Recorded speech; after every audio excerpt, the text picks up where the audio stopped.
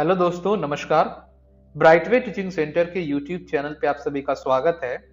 आज हम लोग बिहार बोर्ड के होने वाली वार्षिक परीक्षा 2022 क्लास 12th के हिस्ट्री के महत्वपूर्ण प्रश्नों को आपके सामने प्रस्तुत करने जा रहे हैं। इस कड़ी में ये हमारा आखिरी वीडियो है, तो आइए देखते हैं इसके महत्वपूर्ण प्रश्नों को। आईने अकबरी के अनुसार भूमि को कितने भागों में बांटा गया था? तो सही उत्तर है बी, 4 भागों में बांटा गया था। टोडरमल अकबर के दरबार में क्या था? सही उत्तर है वित्त मंत्री। 9 रत्नों में से एक वित्त मंत्री थे। आईने अकबरी में किसके शासन का वर्णन है? बहुत आसान सा प्रश्न। सही उत्तर है अकबर के शासनकाल का वर्णन है। कुतुब मीनार कहां स्थित है? तो यह स्थित है दिल्ली में। दिल्ली के मेहरौली नाम के स्थान पे कुतुब मीनार अवस्थित है। हुमायूं नामा का अंग्रेजी अनुवाद किसने किया? सही उत्तर है A S Beveridge. A S Beveridge महोदय ने 1902 में हुमायूं नामा को अंग्रेजी में अनुवाद किया था।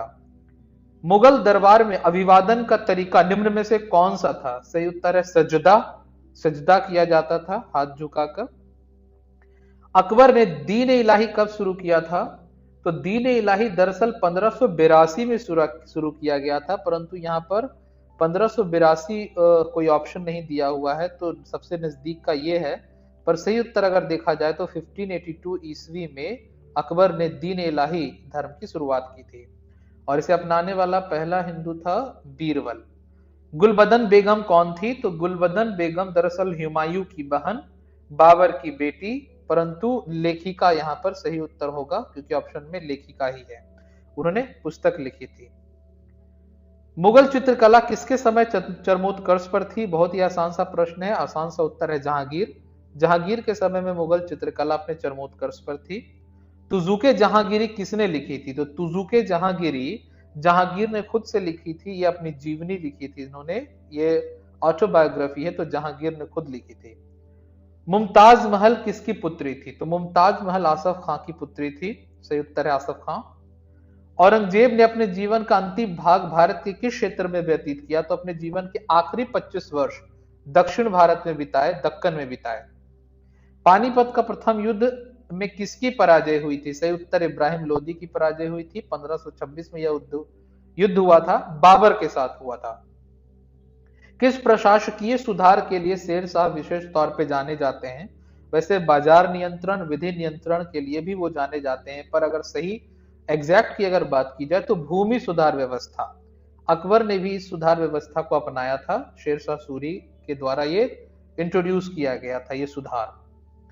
ताजमहल किसकी याद में बनवाया गया था? बहुत ही आसान सा प्रश्न है। मुमताज की याद में शाहजहां ने बनवाया था ताजमहल।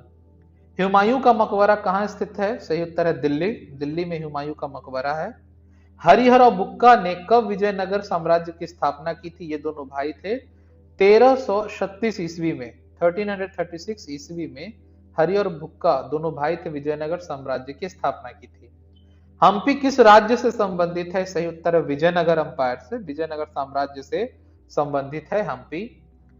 अयंगर व्यवस्था संबंधित थी, तो संबंधित थी या विजयनगर साम्राज्य से संबंधित थी।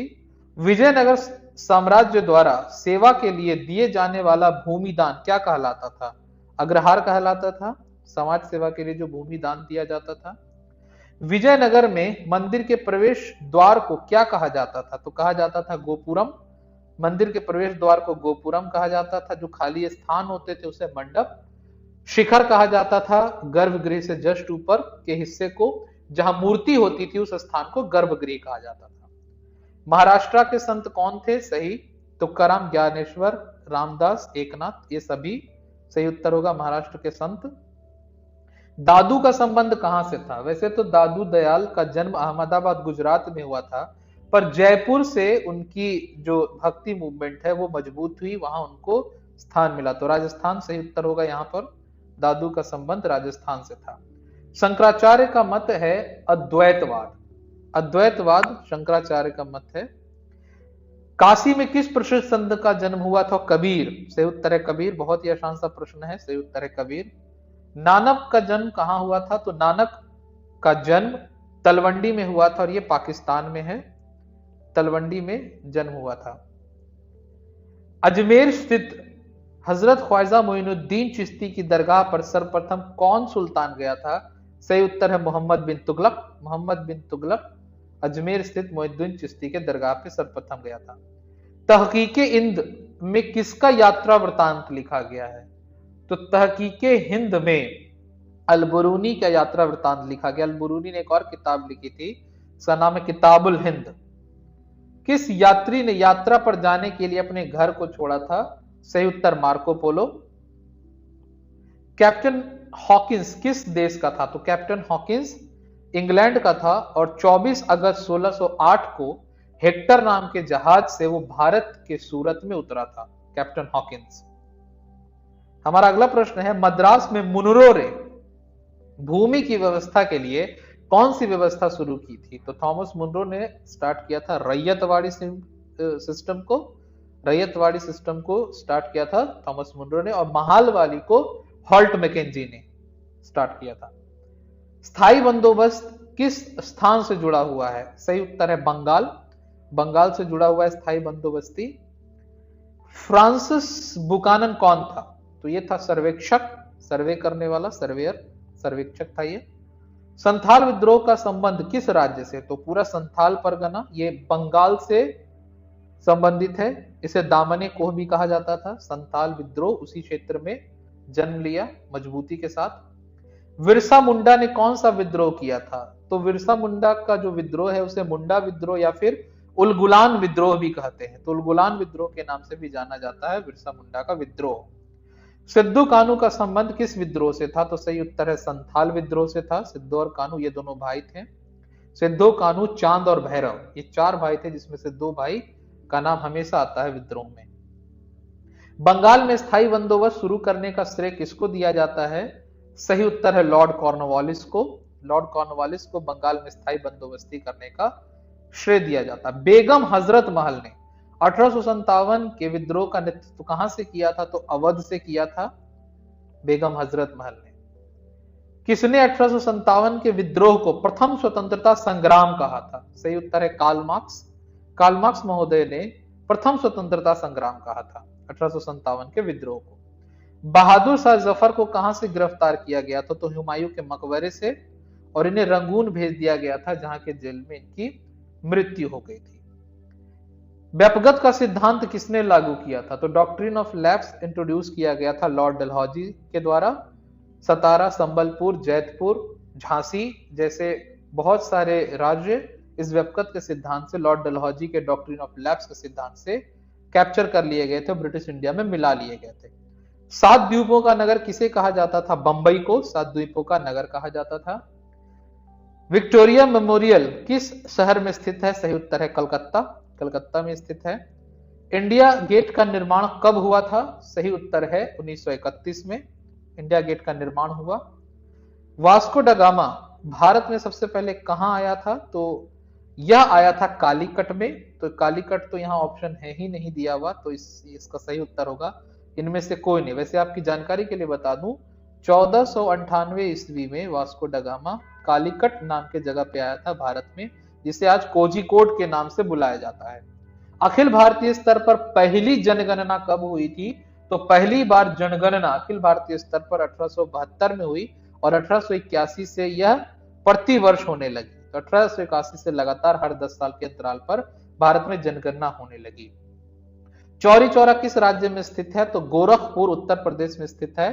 5 फरवरी 1922 को यहाँ पर 22 लोगों को, पुलिस वालों को जिंदा जला दिया गया था। उसके बाद महात्मा गांधी ने असहयोग आंदोलन को वापस ले लिया था। इस वजह से चौरी चौरा यह फेमस एक जगह है, एक बहुत ही प्रसिद्ध स्थल है। 1917 में गांधी जी किसके अनुरोध पर चंपारण गए थे? तो ये गए थे राजकुमार शुक्ल जी के अनुरोध पर। ये मुरली भरावा गांव के थे राजकुमार शुक्ल। जलियांवाला बाग भारत के किस राज्य में स्थित है? तो सही उत्तर है पंजाब। और जलियांवाला बाग हत्याकांड बहुत ही पॉपुलर है भारत के इतिहास में। काला कानून किसे कहा जाता था? तो रॉलेट एक्ट को सर सिडनी रॉलेट ने यह लाया था। इसे काला कानून के नाम से भी जाना जाता था। स्वराज्य दल की स्थापना किस वर्ष हुई थी? तो सही उत्तर है 1923 को हुई थी। चित्तरंजन दास जैसे प्रमुख नेताओं ने इस दल की स्थापना की थी। भारत छोड़ो आंदोलन किस वर्ष शुरू हुआ था? तो 1942 में। और ग्वालियर टैंक मैदान बंबई से आरंभ हुआ था और बहुत ही प्रसिद्ध आंदोलन रहा भारत छोड़ो आंदोलन, क्विट इंडिया मूवमेंट। सिंगापुर में सुभाष चंद्र बोस ने किसका गठन किया था? आजाद हिंद फौज का गठन किया था सिंगापुर में। 1938 एवं 1939 में भारतीय राष्ट्रीय कांग्रेस के अध्यक्ष कौन बने थे? तो सही उत्तर है सुभाष चंद्र बोस अध्यक्ष थे। सीधी कार्रवाई की धमकी किसने दी थी? डायरेक्ट एक्शन, मुस्लिम लीग ने यह धमकी दी थी। भारतीय स्वतंत्रता के समय ब्रिटेन में किस दल की सरकार थी? सही उत्तर है लेबर पार्टी और प्रधानमंत्री का नाम था कैल्विन एटली जब भारत स्वतंत्र हुआ था। स्वतंत्र भारत के अंतिम गवर्नर जनरल कौन थे? तो पहले और आखिरी, स्वतंत्र भारत के पहले और आखिरी गवर्नर जनरल चक्रवर्ती राजगोपालाचारी, ये भारत रत्न से भी सम्मानित इन्हें किया जा चुका है। भारत के संविधान का पिता किन्हें कहा जाता है? बाबा साहब डॉक्टर भीमराव अंबेडकर को संविधान का जनक या पिता कहा जाता है। भारतीय संविधान के अनुसार संप्रभुता किसमें निहित होती है? तो यह संविधान में निहित होती है, सॉवरनिटी।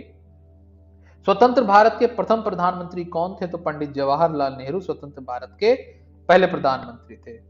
तो मेरे प्यारे भाइयों और बहनों, हिस्ट्री के महत्वपूर्ण प्रश्नों को हम यहीं विराम देते हैं। आप सबों को हमारी तरफ से, हमारी पूरी टीम की तरफ से बहुत सारी शुभकामनाएं। आप सभी का परीक्षा बहुत अच्छे से आप लोग संपन्न करें, बहुत अच्छे अंकों से उत्तीर्ण हो, हमारी शुभकामनाएं आप सभी के साथ है। फिर मुलाकात होगी, तब तक के लिए गुड बाय, जय हिंद।